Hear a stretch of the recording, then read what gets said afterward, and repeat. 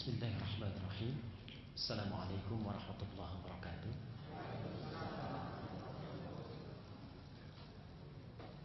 Alhamdulillahirabbil alamin. Segala puji semoga selalu terlimpah, tercurah kepada Allah, Tuhan kita semuanya, Tuhan yang merawat, memelihara jagat raya ini. Wassalatu wassalamu ala Rasulillahil karim. Salawat dan salam semoga selalu tercurah, terlimpah kepada Rasulullah Muhammad sallallahu alaihi wasallam wa ala alihi, kepada seluruh keluarga beliau, wa ashabihi, kepada seluruh sahabat-sahabat beliau, wa li jami'i ummatihi man tabi'ahu bi ihsanin ila yaumiddin, dan kepada seluruh umat beliau yang mengikuti sunnahnya dengan baik hingga hari kiamat tiba. Wa nahnu ala dzalika insyaallah minat tabi'in al-muhsinin, dan semoga siapapun yang ada di masjid ini tanpa kecuali termasuk di antara umat Nabi yang baik itu yang mengikuti sunnahnya hingga kiamat tiba. Fa ya ibadallah, Bapak Ibu sekalian, ashabal ihsan, sahabat-sahabat al-ihsan, usi nafsi wa iyyakum bitaqwallahi faqad fazal muttaqun fala tamutunna illa wa antum muslimun. Karena itu, mari kita sama-sama meningkatkan takwa kepada Allah Subhanahu wa taala dengan cara yang benar. Dan jangan sampai kita meninggal dunia kecuali kita dalam keadaan Islam. Bapak Ibu sekalian, insyaallah dalam kesempatan pagi ini kita akan lanjutkan kajian kita hadis Al-Arba'in An-Nawawiyah, memasuki hadis tentang keutamaan menuntut ilmu.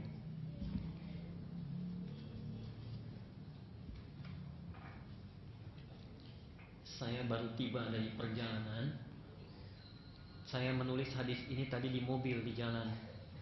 Jadi mohon maaf tidak membuat resum seperti biasa, karena baru saja tadi di jalan perjalanan saya menulis hadisnya. Tapi saya ingin komentari dulu tadi pengumuman undangan dari Majelis Ummahat Didakta, itu hadis palsu ya. Wanita tiang negara itu bukan hadis. Hanya terdapat di dalam kitab Ad-Dailami, dan ternyata setelah dicari di 1235 kitab hadis tidak ditemukan hadis itu.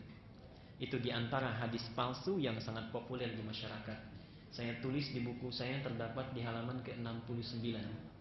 Diuraikan di situ ya. Silahkan nanti dibaca. Dan perempuan jangan mau dipanggil wanita. Para pakar bahasa menyampaikan keliru wanita itu, yang benar perempuan. Wanita itu dari bahasa Jawa wanito, wani ditoto. Jadi kalau jadi perempuan harus berani ditata ya. Baik, kita langsung saja kepada hadis kita. Bismillahirrahmanirrahim. Tolong ikhlaskan diri kita dan niatkan kita mempelajari sunnah dengan harapan ingin bertemu dengan Nabi SAW nanti. Man ahabba sunnati faqad ahabbani. Siapa yang cinta dengan sunnahku, sungguh dia telah mencintaiku. Wa man ahabbani kana ma'i fil jannah. Dan siapapun yang mencintaiku, sungguh dia akan bersamaku di surga nanti. Haddatsana Mahmud ibn Ghailan, telah menyampaikan hadis ini seorang bernama Mahmud bin Ghailan. Haddatsana Abu Usama, dia menerima penyampaian itu dari Abu Usama. Anil A'mash, dari seorang sahabat bernama A'mash. An Abi Salih an Abi Hurairah, dari Abi Salih dari Abi Hurairah radhiyallahu anhu. Abu Hurairah menyampaikan, qala Rasulullah sallallahu alaihi wasallam, Rasulullah sallallahu alaihi wasallam bersabda, man salaka tariqan yaltamisu fihi ilman sahhalallahu lahu, riwayat yang ini sahhalallahu lahu, di riwayat lain disebutkan salakallahu lahu tariqan ilal jannah. Man salaka tariqan, siapapun yang menempuh satu jalan, yaltamisu fihi ilman, berusaha dengan itu untuk mendapatkan pengetahuan, sahhalallahu lahu, Allah akan berikan kemudahan baginya, tariqan ilal jannah, jalan menuju surga. Hadis ini diriwayatkan oleh Imam At-Tirmidzi atau At-Tirmidzi dalam kitabnya Al-Jami' As-Sahih, dikenal dengan Sunan At-Tirmidzi. Kitabnya Al-Jami' As-Sahih yang menghimpun hadis-hadis yang sahih. Tapi perlu diketahui di kitab ini ada hadis yang tidak sahih. Ya? Ada lagi Sahih Ibnu Khuzaimah. Sahih kitabnya Ibnu Khuzaimah, tapi tidak semua yang hadis yang terdapat dalam Sahih Ibnu Khuzaimah semuanya sahih. Bahkan ada yang palsu. Puasa itu pertamanya adalah rahmat, pertengahannya adalah maghfirah, akhirnya adalah itqum minan nar. Pernah dengar hadis ini? Terdapat di dalam Sahih, nanti 2 bulan lagi akan disampaikan para penceramah musiman itu. Hadis ini terdapat dalam Sahih Ibnu Khuzaimah, tapi ternyata hadisnya tidak sahih. Oh baik, wajahnya nggak kelihatan. Tapi hadisnya tidak sahih. Ya, kita bisa teruskan baca. Yang ini kebetulan hadisnya sahih, terdapat dalam Sunan At-Tirmidzi juz ke-10 halaman 147, nomor hadis 2858.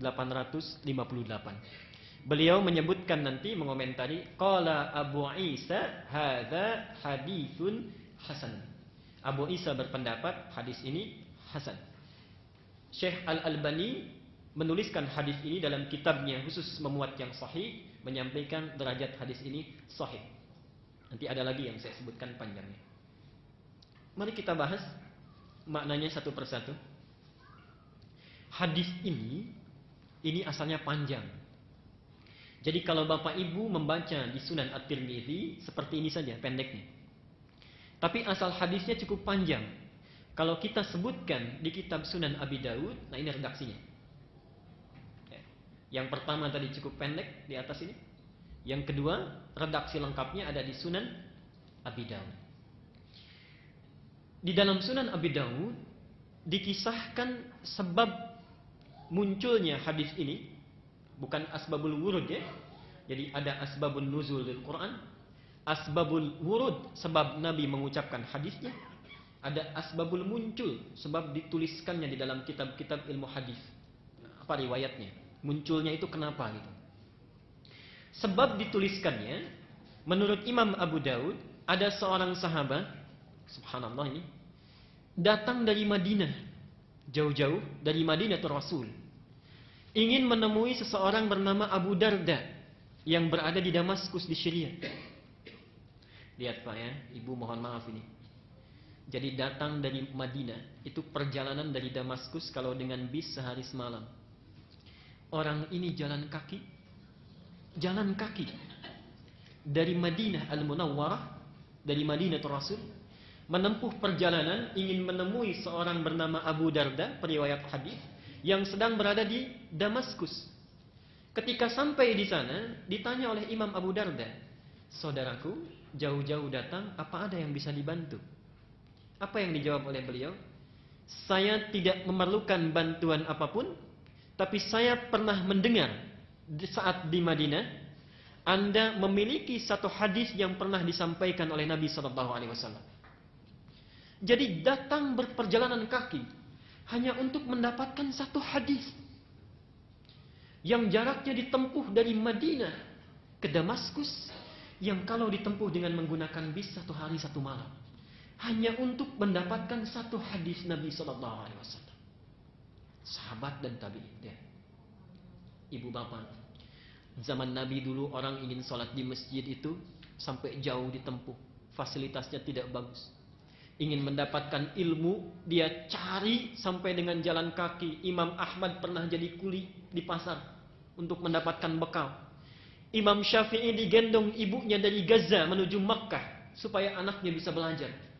Imam Ahmad ayahnya meninggal, ibunya merawatnya dari kecil, mengantarkan digendong ke majlis-majlis ulama supaya mendapatkan pencerahan. Hasilnya orang-orang besar. Kini kita. Ustadznya datang langsung, tempatnya bagus, ada rekamannya. Kalau belum dengan semua itu, belum mampu menjadikan kita semangat mencari ilmu, dengan cara apa lagi Allah harus menjadikan dan mengajarkan kita baik? Orang ini kemudian datang, lalu Abu Darda persis menyampaikan satu riwayat cukup panjang. Ini agak berbeda sedikit. Man salaka tariqan, siapa yang menempuh satu jalan, yatlubu fihi ilman, berusaha mendapatkan ilmu, khususnya ilmu agama, salakallahu bihi. Nah, ini yang saya sebutkan di awal. Yang pertama sahhalalahu, yang di sini salakallahu bihi tariqan ilal jannah min turuqil jannah. Dimudahkan jalan menuju surga di satu jalan dari banyak jalan. Jadi kalau orang-orang itu ke surga banyak jalannya, kalau penuntut ilmu itu disediakan satu jalan khusus. Kalau yang lain dihisab dengan beberapa keadaannya, ya. Kalau penuntut ilmu itu hisabnya khusus satu jalan, tariqan ilal jannah. Bukan hanya itu. Saat dia belajar, saat menempuh perjalanan, wa innal malaikata la tad'u ajnihataha, dan sungguh para malaikat ketika ada orang menuntut ilmu, dia akan membentangkan sayapnya. Ridwan bi talibil ilmi, menyampaikan keridhaan. Kalau ada bahasa ridwan di hadis, di Quran, artinya 3.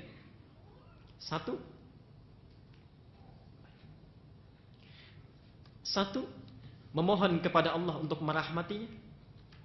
Yang kedua, mengaminkan doa yang dimohonkan. Dan yang ketiga, memohonkan ampunan kepada Allah atas dosa yang pernah dilakukan. Bahasa, kalau dalam hadis biasanya ridwan, kalau dalam Quran biasanya salawat. Innallaha wa malaikatahu yusalluna 'alal nabi. Mohon ini ada catatan sedikit pada para bapak, ya, bisa maju sedikit Pak ke depan supaya di belakang bisa ditarik. Ada kasihan yang masih di luar, ya. Kalau Jumatan terdepan itu dapat unta, pertengahannya sapi, ya, kemudian dapat angsa, terakhir telur. Kalau sekarang enggak, ya, insyaallah. Silakan yang masih di luar mungkin bisa masuk supaya lebih tenang.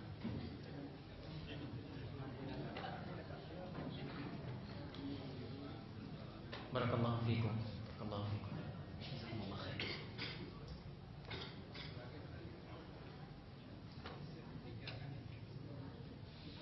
Baik, saya teruskan. Itu balu malaikat. Wa innal alim, dan sungguh orang yang sedang menuntut ilmu itu, la yastaghfiru lahu man fis samawati wa man fil ardi, akan memohonkan ampunan baginya penduduk langit dan bumi. Hadisnya baik sekali ini. Jadi bukan hanya malaikat, seluruh penduduk langit dan bumi, kalau kita tahu, memohonkan ampunan kepada penuntut ilmu ini. Wal hitan fi jawfil ma'i, dalam riwayat lain hatta hitan allati fil bihar. Sampai-sampai kalaupun diketahui paus, hiu yang ada di kedalaman laut, kalau kita mengetahui, mengampunkan, memohonkan ampunan bagi para penuntut ilmu. Wa inna fadlal alim 'alal 'abid. Bapak Ibu, penting saya sampaikan, hadis ini sering dipotong sampai sini, sehingga banyak diduga menjadi 2 hadis, padahal satu rangkaian hadis. Wa inna fadlal alim 'alal 'abid, dan keutamaan orang yang menuntut ilmu kemudian mengamalkan, perlu penting catatan, mengamalkan dengan ilmunya, keutamaannya dibandingkan orang yang ibadah saja tanpa ilmu, kafadlil qamari lailatul badri, seperti keutamaan terangnya cahaya rembulan di bulan purnama. Bahkan di hadis lain disebutkan keutamaan orang yang berilmu dan beribadah dengan ilmunya beda dengan orang yang ibadah tanpa ilmu 1000 bulan pahalanya.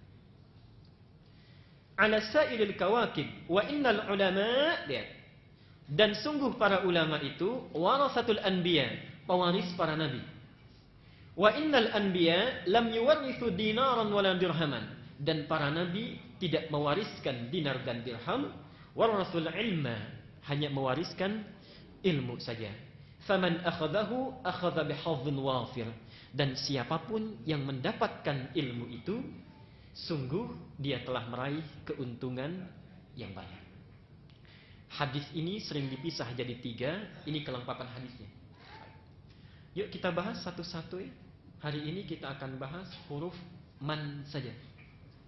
Man salaka tariqan. Kita bahas mannya saja ya. Saya berikan pengantar dulu. Mari dibuka mushafnya, Quran surat Al-Baqarah ayat ke-30 sampai dengan 35. Dari wa idz qala rabbuka lil malaikati inni ja'ilun fil ardi khalifah. Bismillahirrahmanirrahim. Wa idz qala rabbuka lil malaikati inni ja'ilun fil ardi khalifah. Qalu ataj'alu fiha man yufsidu fiha wa yasfiku ad-dima wa nahnu nusabbihu bihamdika wa nuqaddisu lak. Qala inni a'lamu ma la ta'lamun. Tatkala Allah berfirman, tatkala Tuhanmu ya Muhammad berfirman kepada para malaikat, aku ingin menjadikan di muka bumi itu seorang khalifah. Nanti lihat bedanya ya. Ayat ini persis mirip sekali redaksinya dengan di surat Al-Hijr ke-15, surat 15 ayat ke-28. Kalau di Al-Hijr ayat ke-28 redaksinya, wa idz qala rabbuka lil malaikati inni khaliqun basyara. Di sini inni ja'ilun fil ardi khalifah. Saya ingin terangkan sebentar. Ada perbedaan antara khalaqa dengan ja'ala. Kalau khalaqa itu menjadikan sesuatu yang wujudnya tadinya belum ada. Ini penghapus ya, belum ada. Kemudian saya buat sampai ada wujudnya, dalam bahasa Arab dinamakan dengan khalaqa. Ana khalaqtul mimha. Saya membuat penghapus sampai ada. Kalau bendanya sudah ada, tapi fungsinya belum ada, materinya ada, zatnya ada, wujudnya ada, tapi fungsinya belum ada. Penghapus untuk apa Pak, Ibu? Belum tentu. Mungkin saya jadikan untuk melempar orang yang ngantuk. Bisa ya? Baik. Fungsinya belum ada. Nah, fungsi ini diungkapkan dalam bahasa Quran dengan ja'ala. Jadi ayat Al-Hijr ingin menyampaikan Adamnya sudah dicipta. Jadi Adamnya sudah ada itu dengan Hawa. Tapi misinya belum diberikan. Fungsinya belum diberikan. Di surat Al-Baqarah ingin menerangkan saat penyampaian fungsi dan misi itu di launching visi Adam ini di hadapan penduduk langit para malaikat. Dan jin pun hadir, termasuk iblis. Iblis hadir saat itu. Ya. Jadi iblis masuk dalam kalangan jin. Di surat Al-Kahfi, kana minal jinni fafasaqa an amri rabbi. Ya? Baik. Disampaikan oleh Allah, Adam sudah tercipta, dibuat misinya sebagai khalifah di muka bumi. Khalifah ini punya dua makna dalam bahasa Arab. Asal katanya dari kata khalafa, sesuatu yang menggantikan. Sesuatu yang menggantikan atau saling menggantikan. Manusia disebut dengan khalifah karena kehidupannya akan saling menggantikan. Hari ini kita hidup, meninggal, datang anak kita. Anak kita meninggal, datang cucu kita. Begitu seterusnya. Karena ada siklus pergantian inilah, maka dinamakan manusia sebagai zatnya khalifah. Karena itulah Quran surat An-Nisa ayat 9 mengatakan, jangan sampai kita meninggalkan keturunan yang lemah. Harus khawatir itu. Pendidikannya, fisiknya. Wal yakhshal ladina law taraku min khalfihim dzurriyyatan dhi'afan. Khafu 'alaihim, harus khawatir dengan keadaan mereka. Persiapkan supaya bagus, supaya baik. Falyattaqullah, dan bertakwalah kepada Allah. Mendidik anak bagian dari ketakwaan kepada Allah.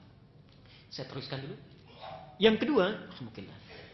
Khalifah juga dimaknai sesuatu yang berorientasi masa depan. Ada istilah salaf dan khalaf. Salaf yang telah lalu, ada salafiyah, saudara-saudara kita salafi. Jadi ingin menisbahkan pola ibadah aktivitasnya seperti dicontohkan generasi masa lalu. Lawannya khalaf. Khalaf itu generasi masa depan. Manusia dinamakan dengan khalifah karena diberi tugas oleh Allah untuk menata bumi ini supaya maju, baik, makmur dalam rangka ibadah kepada Allah Subhanahu wa taala sesuai dengan peredarannya dan memiliki visi untuk kepentingan masa depan. Oke. Nah, terkait dengan dua fungsi ini, Allah bukan hanya memberikan misinya, tapi sekaligus diberikan bekalnya. Jadi ada bekal yang diberikan oleh Allah supaya misi khalifah ini berjalan baik saat kita berada di muka bumi. Yang menarik, bekal itu bukan harta, bukan kedudukan, bukan uang, bukan makanan, tapi bekal itu diungkapkan dalam ayat ke-31-nya, wa 'allama Adamal asma. Bekal itu adalah ilmu pengetahuan. Jadi seseorang bisa menjadi pengganti generasi yang baik kalau dia punya bekal ilmu. Seseorang bisa sukses dalam kehidupan di dunianya kalau dia punya bekal ilmu. Seseorang bisa baik dalam profesi keduniaannya kalau dia punya bekal ilmu. Seseorang akan baik ibadahnya kalau dia punya dasar ilmu. Karena itulah bekal pertama yang diberikan oleh Allah kepada Adam bukan yang lain melainkan ilmu. Wa 'allama Adamal asma. Bahkan seorang yang memiliki pengetahuan yang baik bukan hanya mendapatkan kemakmuran dunia, tapi diangkat derajatnya oleh Allah. Yarfa'illahu alladhina amanu minkum walladhina utul ilma darajat. Bukan sekedar diangkat, tapi dihormati bahkan oleh penduduk langit selevel malaikat. Ayat 34-nya, wa idz qulna lil malaikatis judu li adama fasajadu. Kenapa diminta sujud? Bukan karena faktor yang lain, karena kemampuan Adam memiliki pengetahuan yang dipraktekkan pada ayat ke-33-nya. Apa hubungannya dengan hadis yang kita baca ini?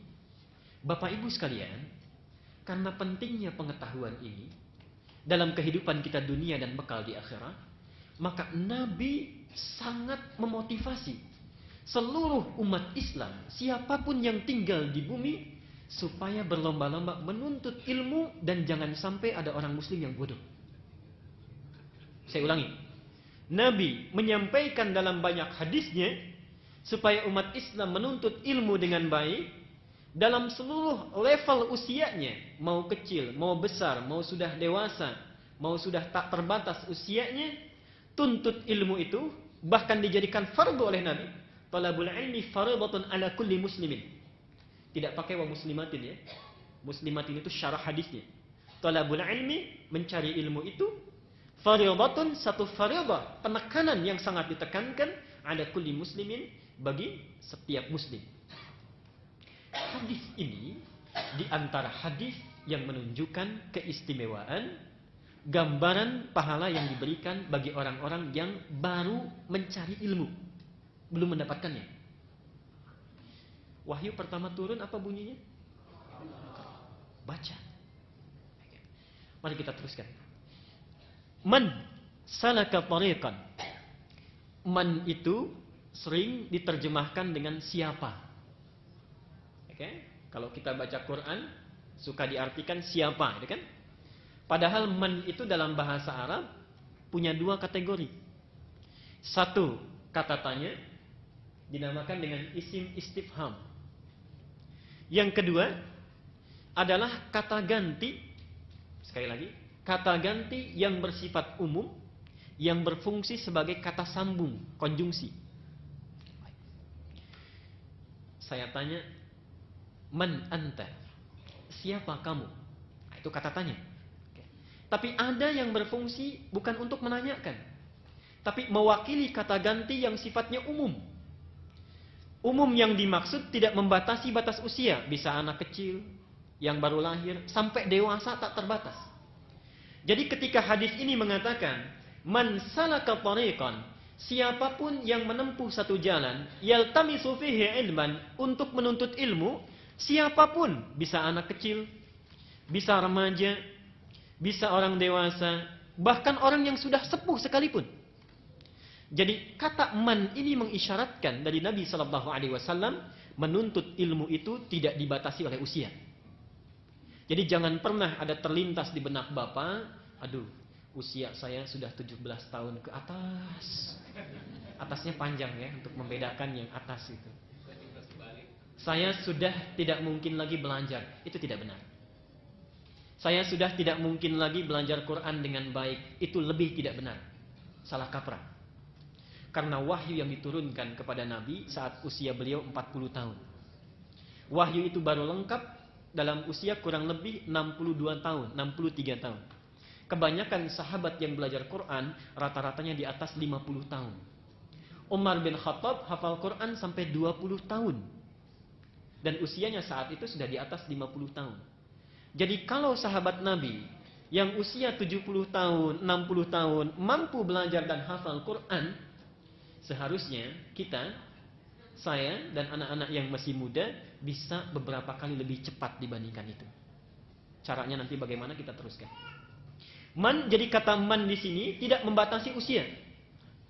Yang penting dicatat oleh kita, Bapak Ibu sekalian, para sahabat begitu jeli melihat kalimat man ini. Ketika mereka mendengar kata man, tidak hanya dirinya yang datang kepada Nabi, tapi anak-anaknya dibawa. Dan ini ditradisikan oleh para sahabat dan tabi'in setelah Nabi meninggal. Jadi dimanapun ada ulama, bukan ustadz ya. Ingat, ada ustadz, ada muballigh, ada da'i, ada hakim, ada qadhi, ada ulama, itu lain. Kalau muballigh itu orang yang hanya menyampaikan, jadi apa yang ada di benaknya disampaikan, itu muballigh namanya. Tapi bukan ulama. Jadi kalau berbicara masalah hukum jangan diambil. Di TV-TV itu banyak muballigh tapi bukan ulama. Jadi kalau berbicara hukum jangan diambil, kalau berdakwah silakan dengarkan. Jadi banyak sekali yang perlu diluruskan saya kira. Setiap ada nabi di zaman Nabi, itu selalu yang punya anak, punya putra usia 5 tahun, bahkan di bawah itu diajak bertemu dengan Nabi. Mendengarkan hadis-hadis Nabi. Kita kenal Ibnu Umar, anaknya Umar. Abdullah bin Umar sejak usia 5-7 tahun diajak oleh ayahnya untuk mendengarkan tatkala Nabi menyampaikan taklimnya. Sampai dewasa, ternyata beliau menjadi salah seorang pakar hadis dan pakar fikih. Ada Ibnu Abbas, anaknya Abbas. Dari mulai kecil, diajak, diperdengarkan, mendengarkan Nabi sampai dewasa, jadi seorang pakar tafsir. Ada Ali bin Abi Thalib, di antara anak-anak yang lebih dulu masuk Islam. Ada Umar bin Abi Salma, yang sengaja diutus oleh ayah ibunya untuk diasuh oleh Nabi. Bahkan sengaja Nabi diundang ke rumah untuk makan bersama. Kemudian ketika makan bersama, Umar bin Abi Salma ini tiba-tiba nyelonong tangannya ke depan mengambil makanan. Oke? Pernah dengar hadisnya? Hadisnya terdapat di dalam Sahih Al-Bukhari nomor hadis 5061, Sahih Muslim nomor hadis 5388, Ibnu Majah nomor hadis 3398, dibahas lagi di Muwatta Imam Malik nomor hadis 2722, ditafsirkan sanadnya oleh Syekh Al-Albani dalam kitabnya Silsilatul Ahadits Al-Dha'ifah wal Mawdu'ah wa Atharuha Sayyi fil Ummah nomor pembahasan 6390. Hadis ini berbunyi, kenapa saya sebutkan? Karena nanti ada yang keliru memahaminya. Di dalam Al-Bukhari hanya disebutkan begini saja. Saat anak itu makan, tiba-tiba tangannya nyelonong ke depan, ambil makanan yang jauh. Kemudian Nabi berkata kepadanya, "Ya gulam, duhai anak kecil, masih anak-anak." Singkat saja bahasa Nabi. Kul, sambillah, sebut nama Allah dulu. Kemudian kul biyaminika, makan dengan tangan kananmu. Mimma yalika, apa yang ada di dekatmu. Jadi jangan ambil yang jauh-jauh ya. Sengaja diundang oleh Nabi. Ini pelajaran bagi kita. Kalau bapak ibu punya anak, ada makanan yang disukai, jangan disimpan di tempat yang jauh. Dekatkan dengan dia. Kecuali kalau ingin mengajarkan anak kita sesuatu, simpan yang jauh. Ketika nyerobot, duhai anakku, sebut nama Allah, makan yang dekat, dan makan dengan tangan kananmu. Pelajarannya paling penting. Ada yang keliru gini. Nabi hanya mengajarkan kepada anak itu sebut nama Allah. Ya? Yang paling mudah apa sebutannya? Bismillah. Nabi tidak mengatakan Iqra bismillah. Sebut, bacakan bismillah. Dan tipikal hadis itu dalam ilmu hadis, kalau Nabi mengajarkan kepada anak-anak selalu simple. Selalu simple. Tidak pernah panjang-panjang. Tapi ketika diajarkan kepada sahabat, doanya jadi panjang. Yang sudah dewasa karena mampu memahami dan mengerti. Samillah, sebut nama Allah. Jadi baca bismillah. Ada yang berkata begini, saya tanya dulu, kalau saya baca Allahumma barik lana fima razaqtana, sahih atau dhaif? Dhaif pada suara ya. Dari mana taunya? Dari guru. Yuk kita lihat kitab aslinya ya. Buka dulu Muwatta Imam Malik nomor hadis 2722. Nabi tidak mengatakan bacalah bismillah, hanya mengatakan samillah. Nama Allah ada berapa? Banyak. Di antaranya 99. Jadi sepanjang kita menyebut nama Allah, dibuat umum untuk memudahkan. Sepanjang kita menyebut nama Allah dengan bahasa apapun, dengan bismillah, dengan ya Allah, dengan Allahumma, itu sudah benar. Nabi mengajarkan hadis yang panjang di Muwatta Imam Malik kepada Ali bin Abi Thalib. Bagaimana redaksinya? Kalau engkau mau makan, kul bismillahirrahmanirrahim. Allahumma barik lana fima razaqtana wa qina adzabannar. Hadis itu sahih. Bahkan ada yang lebih panjang lagi. Sekarang dari mana munculnya pernyataan hadis itu dhaif? Ternyata ada orang keliru baca kitab.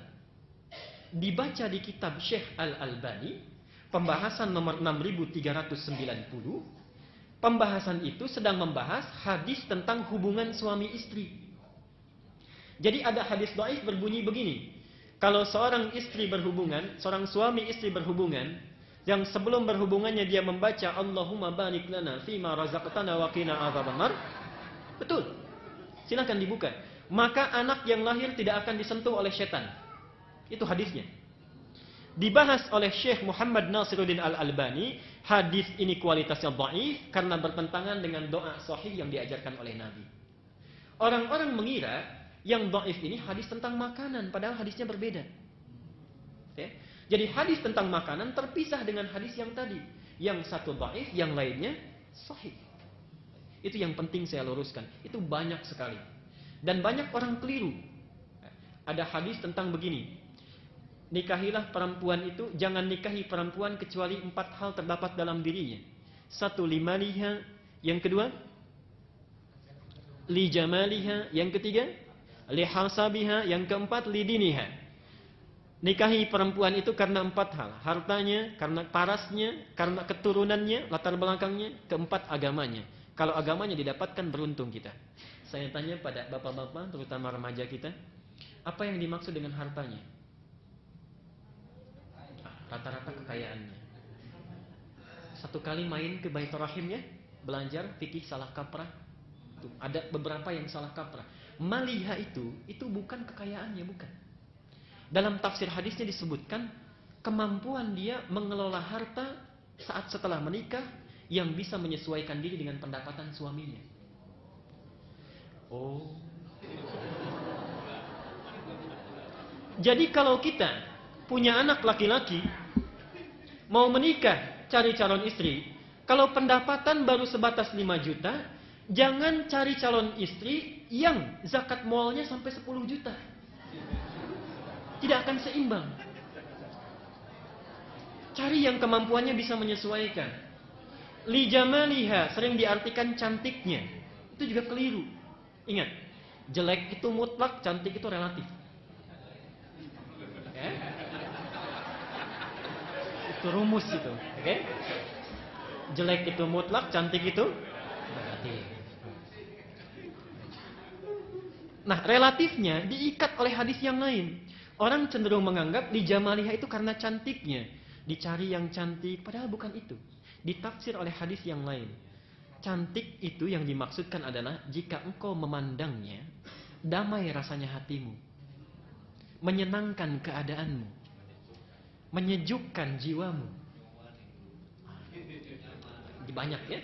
Jadi apa maksudnya? Ada banyak orang mungkin yang parasnya nilainya 100. Ratu-ratu kecantikan itu kan mungkin parasnya bagus ya.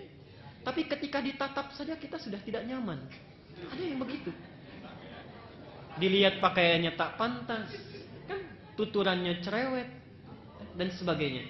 Tapi ada yang wajahnya mungkin poinnya 5, biasa, tapi dilihat parasnya saja sudah tenang hati kita, kan damai jiwa kita.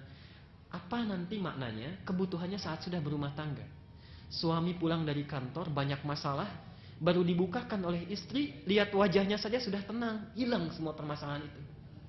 Masya Allah, sejuk, seolah-olah nggak ada masalah. Itu diantaranya. Kita teruskan ya, teman. Man salaka tariqan, jadi baik anak kecil ataupun orang dewasa dan seterusnya. Kalau bapak ibu punya anak, punya putra, punya putri, mulai dari sekarang yuk, kalau ada taklim kita ajak. Biarkan dia mendengar. Minimal dia tahu tentang masjid. Kalau pilih sekolah yang baik, yang bisa mengajarkan dia kebaikan. Kalaupun sudah dewasa bahkan sepuh, jangan pernah putus asa mencari ilmu. Saya bacakan satu hadis lagi. Di antara keagungan Allah memuliakan 3 golongan. 1. Ikramu dzi syaibatil muslim. Allah akan muliakan seorang yang sudah beranjak sepuh tapi masih bersemangat meningkatkan keislamannya. Mohon maaf Pak ya Ibu. Kalau ada yang usianya misalnya sudah beranjak sepuh, kita tidak tahu kapan dia menghadap Allah, tapi masih semangat kita beristiqamah, menuntut ilmu, beribadah, itu akan dimuliakan oleh Allah. Tidak cukup dengan amin, harus diamalkan dulu.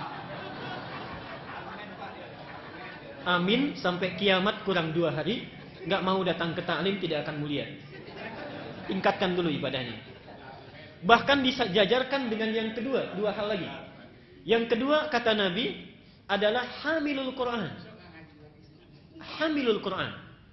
Ingat, saya tanya orang yang hafal Quran disebutnya apa Pak? Tuh, sudah salah kaprah. Tidak ada satu hadis pun yang menyebutkan penghafal Quran namanya hafid. Itu hanya sebutan ulama dan penafsir hadis.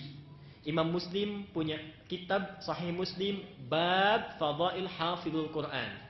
Jadi itu tafsir. Hadisnya semuanya hanya 2 lafaz. Kalau tidak sahibul Quran, yang kedua hamilul Quran. Dan Nabi tidak sembarangan mengatakan itu. Lihat pilihan katanya. Maaf ya kepada penghafal Quran ini. Hafid itu sebetulnya gelar untuk penghafal hadis awalnya. Jadi kalau ada orang hafal hadis disebut al-hafid. Tapi bukan hafal satu hadis. Batasnya ribuan hadis, 1000 sampai 2000 hadis dengan sanadnya. Dengan sanadnya. Dengan an aba, an b, an c, an d dan seterusnya. Itu disebut gelarnya al-hafid. Okay? Nah, kalau hafal Quran, namanya langsung dari Nabi sahibul Quran atau hamilul Quran. Ini ada maknanya ini. Mohon sampaikan kepada anak putra putri ibu yang sedang menghafal Quran. Kenapa disebut penghafal Quran itu sahibul Quran? Sahib itu dari kata sahabat.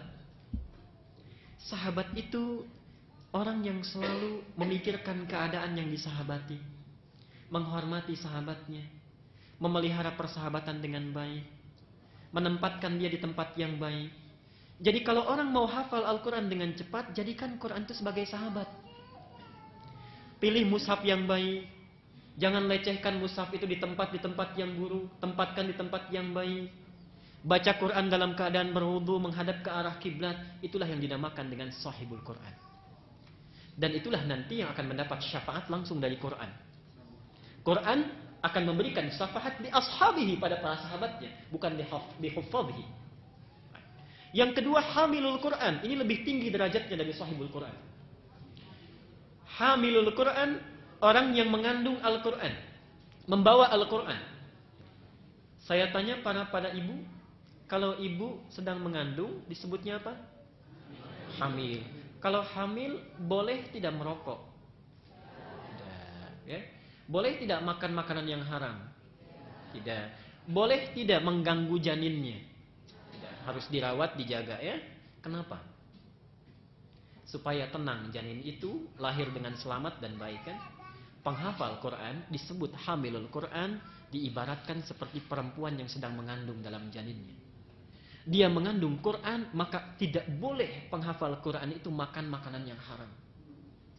dia mengandung Al-Quran yang suci, maka tidak layak penutur Quran itu berkata dengan perkataan yang kotor. Dia mengandung kalam Allah yang baik, tidak layak. Bahkan saya mengatakan, tidak boleh seharusnya penghafal Quran itu merokok. Seharusnya tidak boleh. Ya. Kalau di Libya ada penghafal Quran merokok, itu langsung dikeluarkan dari sekolah Quran. Sebelum dikeluarkan dihukum dulu. Kakinya diangkat ke atas, diikat, kepalanya dipukul. Baru setelah itu silakan pulang. Hamilul Quran. Jadi kenapa? Memuliakan nilai Qurannya. Saya teruskan, man salaka tariqan, bagi ibu bapak yang bawa anak-anak hari ini, nanti tolong setelah ini dikumpulkan ke depannya. Saya teruskan dulu, man salaka tariqan yaltamisu fihi ilman, dia berusaha untuk menuntut ilmu, baru cari ilmu ya. Dimohon maaf ya pada yang merekam, saya ingin menulis ya. Mudah-mudahan nanti bisa.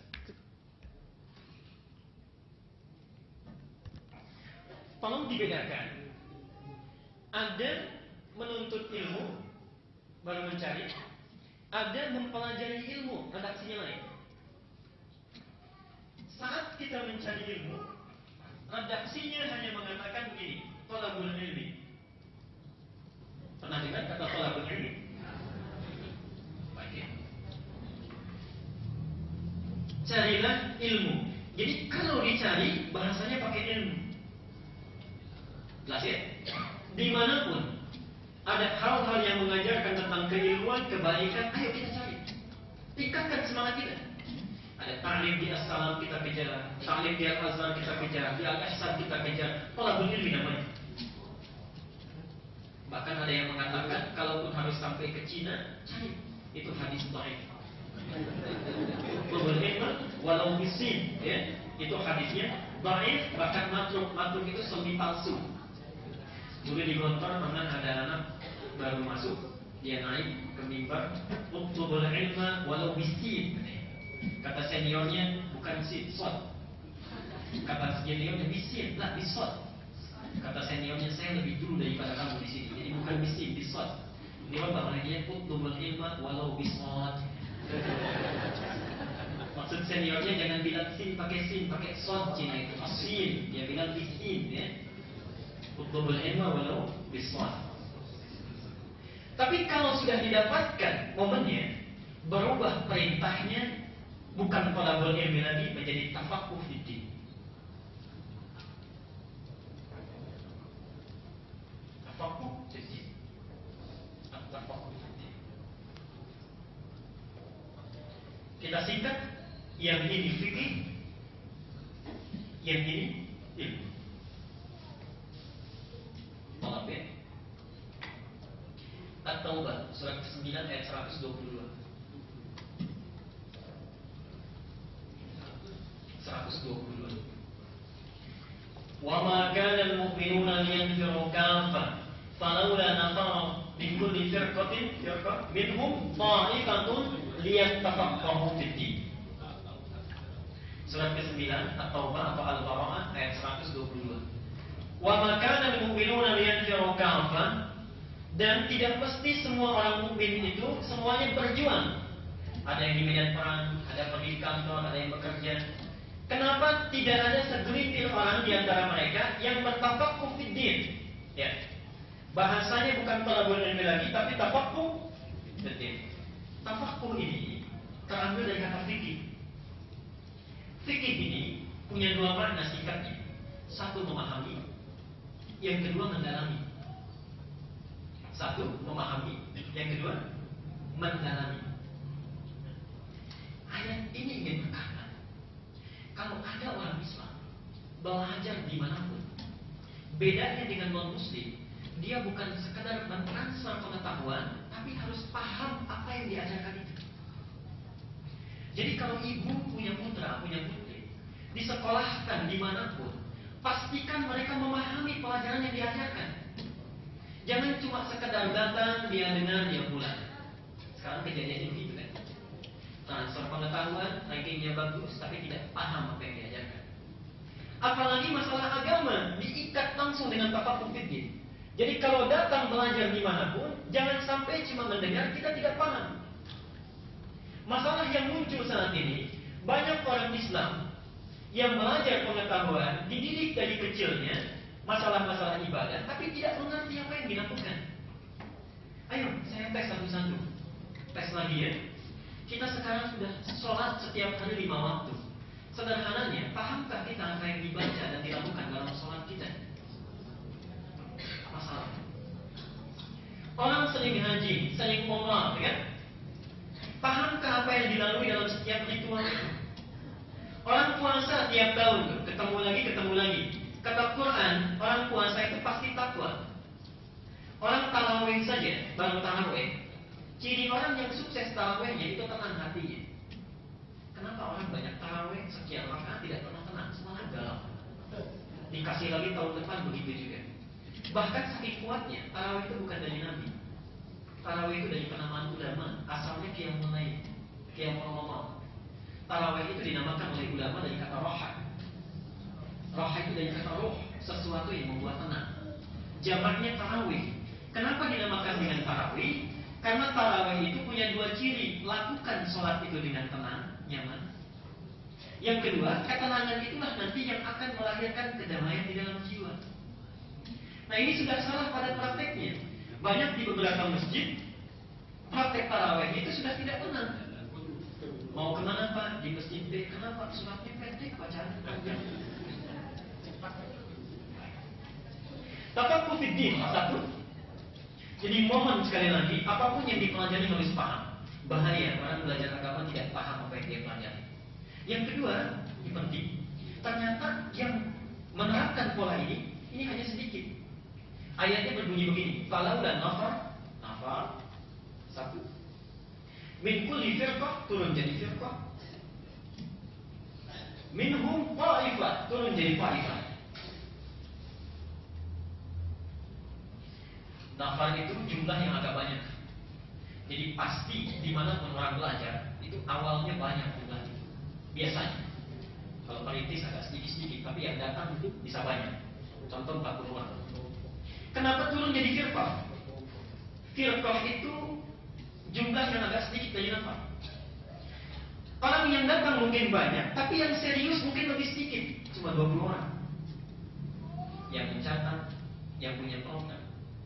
Di antara yang serius ini, yang berhasil, yang sukses, cuma ta'ifah. Ta'ifah itu hitungan jari. Yang ranking 1 di sekolah berapa orang? 1. Tidak ada ranking 1 sekolah. Jadi daftar banyak, yang serius mungkin sebagiannya, yang berhasil mungkin 1, 2, 3 orang. Maksud Quran, jadilah kita di antara yang sedikit itu. Bagaimana caranya? Ayatnya mengatakan, kalau mau taklim itu persiapkan dari rumah. Jangan hanya ingin melihat ustadznya. Takut misalnya tidak kedengaran sama tetangganya, tidak kena absen. Karena Allah. Kemudian buat catatannya dipersiapkan. Ayatnya kemudian berbunyi, dia tafaqquhu fid din. Dari situ wali mudhiru qaumahu idza raja'u ilaihi. Apa yang didapatkan di taklim itu sampaikan pada keluarga. Itulah orang yang akan sukses dalam tafaqquh fid din. Salah satu tariqah yang tamisu fihi ilman, sahhalallahu tariqan ilal jannah. Allah akan mudahkan langkahnya menuju surga. Saya berhenti dulu sebentar, kita buka termin untuk tanya jawab atau pendalaman. Silakan saya perkenankan, nanti kita buka dulu. Kalau tidak ada, kita nanti teruskan pada segmen berikutnya. Silakan saya perkenankan dulu. Silakan Mas. Sorry.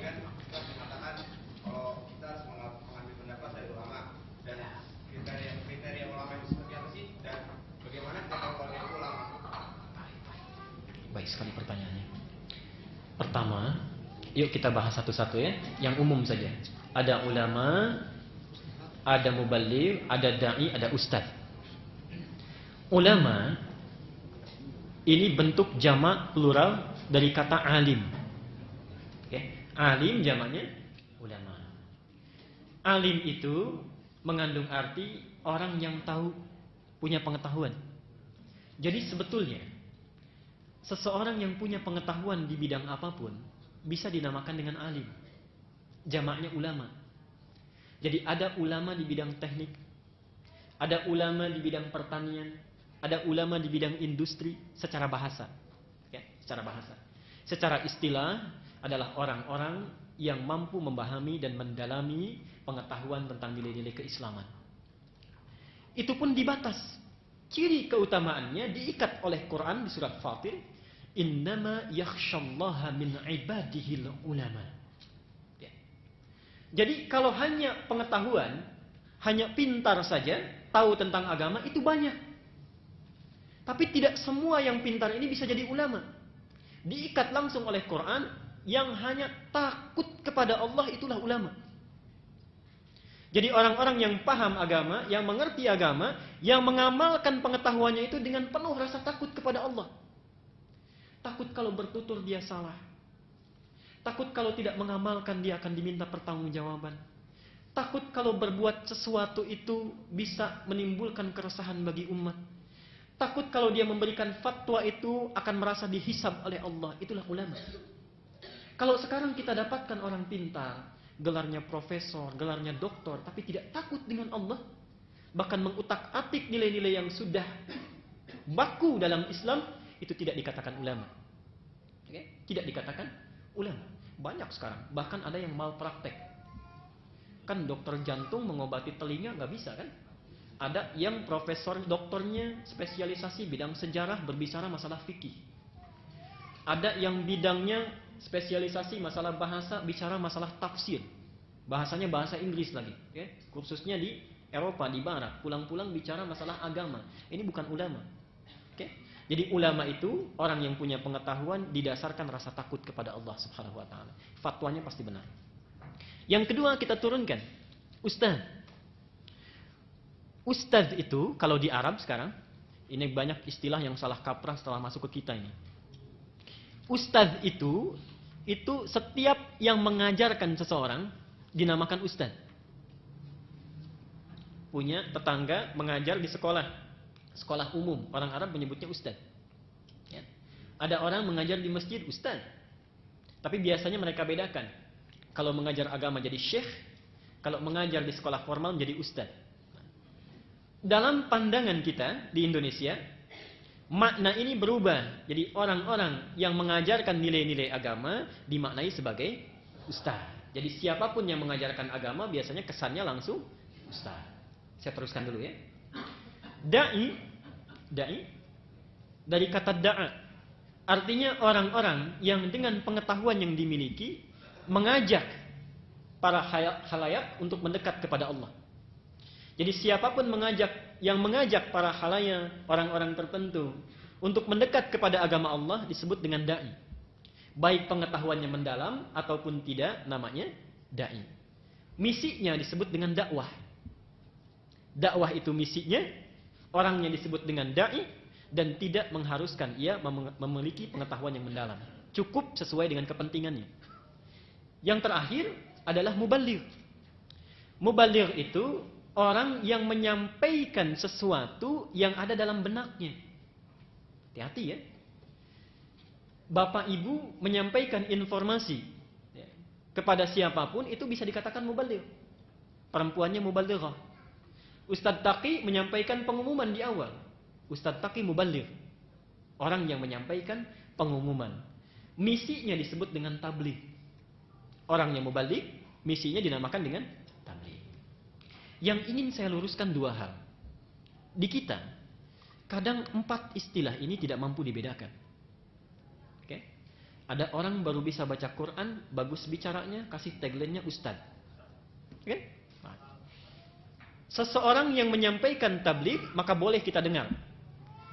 Seorang da'i, seorang muballigh, termasuk sebagian dari ustaz, kalau menyampaikan masalah hukum, tidak boleh diambil perkataannya. Jadi kalau hanya menyampaikan tabligh, mengajar dan sebagainya, silahkan dengarkan. Tapi kalau sudah berbicara masalah hukum, tidak boleh diambil hukumnya. Karena ilmunya tidak ada. Hukum itu terkait erat dengan ilmu. Saya contohkan begini. Ada saat saudara kita, rahimahullah, kita doakan mudah-mudahan diterima oleh Allah amalnya, baik menghadapnya, Ustaz Jeffrey Al-Bukhari, yang Jumat kemarin meninggal. Mudah-mudahan baik segala yang dilaluinya. Saya sangat bersimpati terhadap beliau dan saya meneteskan air mata ketika beliau dikuburkan sebagai saya doakan. Tapi saya sangat tidak sepakat kepada sahabat-sahabatnya, ustadz-ustadznya yang tampil di TV, yang menyampaikan sesuatu yang sangat tidak berkaitan dan hanya membebani almarhum ketika dikuburkan. Menyinggung beberapa hukum yang sebetulnya tidak paham. Contoh, ada yang berkata, kemarin saya sempat ditelepon sama jamaah, ini ada siaran di Metro TV. Ada yang berkata, Ustadz, jangan dicari sebabnya. Jangan dibahas itu kecelakaan motor dan sebagainya. Sudah, itu perjalanan Allah. Yang penting husnul khatimah. Takdirnya begitu gitu ya. Dicari kita baik saja. Tadi saya sampaikan lagi, dalam teori, secara teori, dalam masalah tauhid, pembahasan dibagi kepada 3 istilah. Satu, dalam masalah tauhid qada dan qadar, pembahasan dibagi pada 3 istilah. Satu, musabbib namanya. Yang kedua, musabbab. Yang ketiga, sebab, as-sabab. Sebab itu bahasa Arab ya. Musabbib adalah subjek zat yang menetapkan sesuatu terjadi. Allah di sini. Kalau kita ambil kasusnya Ustaz Uji Jeffrey Al-Bukhari, yang menyebabkan, menetapkan kadarnya meninggal itu Allah. Musabbab, hamba yang mengalaminya, orang yang mengalaminya. Ini orangnya, objeknya. Sebab, sudah jadi bahasa kita, adalah sesuatu yang menyebabkan ya, kadar itu terjadi atau takdir itu terjadi. Saya terangkan lagi sebabnya. Manusia dalam setiap kejadian diminta oleh Al-Quran jangan mempertanyakan yang dua ini. Jangan tanya lagi Allah, karena memang sudah hak prerogatifnya Allah untuk mematikan, menghidupkan seseorang. Jangan ditanya, kenapa kok Ustaz Jeffrey yang diambilnya? Kenapa bukan Ustaz Adi aja? Kan masih dibutuhkan umat dan jangan ditanya, itu sudah kadarnya. Yang harus dipelajari adalah sebabnya. Kenapa hal itu terjadi? Walaupun memang itu kadarnya, tapi ada sebabnya sehingga bisa dipelajari. Kalau baik, itu tingkatkan kebaikannya. Kalau jelek, buang kejelekannya supaya bisa dihindari. Itulah yang dimaksud dengan ayat di surat Al-Mulk, surat ke-67. Apa Allah sampaikan? Ayat kedua dan tiganya. Walladzi khalaqal mauta wal hayat liyabluwakum ayyukum ahsanu amala. Ini lihat sebabnya. Nanti ditafsirkan oleh hadis Nabi, udhkuru mahasina mautakum. Kalau ada yang meninggal, ayo sebut kebaikannya supaya diteladani. Tapi tinggalkan yang jeleknya. Sekarang kita pelajari sebabnya. Kenapa beliau meninggal? Memang sudah takdirnya begitu ya. Sebetulnya bukan takdir, qadarnya. Beda antara takdir dengan qadar. Qadarnya meninggal, tapi apa sebabnya? Sebabnya mengendarai motor 650 cc. Dipacu dengan kecepatan yang cukup cepat, di tikungan masih cepat. Ya, belokan masih cepat. Jadi wajar kalaupun motor bagus tidak mampu mengendalikan, kemudian terjadi kecelakaan, mengakibatkan meninggal dunia. Sebab ini yang harus kita pelajari. Terangkan kepada anak cucu kita, besok kalau naik motor, satu, pilih yang wajar-wajar saja.